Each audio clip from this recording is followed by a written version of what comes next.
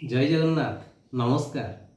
मु अभिभावक हिसाब रे आज आपण एक वीडियो माध्यम जनाऊँच। आज पिलामानंकर भविष्य कहीं अंधकार हो जाउछि। आज पर्यंत बही ठीक भाव में हैला नाही, जहाँफल कि मो कहवा कथा जे प्रत्येक क्लास रे जदि दुईटी लेखा बही चेंज होता आज ये भाया त्रुटि परिलिखित हो न था, किंतु ता हैला नहीं। एक पूरा मूलर शेष पर्यंत सब बही को चेंज करदे, जहाँफल कि अनेक हजार हजार त्रुटि बाहरला। जहाँफल एना वर्तमान माने 3 मास 4 मास चलीगला आम एना वर्तमान कौन करूँ, से पिलामानकर भविष्यटा अंधकार हो गला। तेणु आपण मान त्रुटि वर्तमान किए दायी रहे।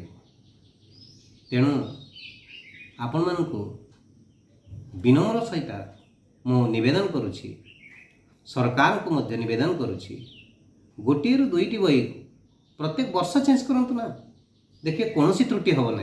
नमस्कार, जय जगन्नाथ।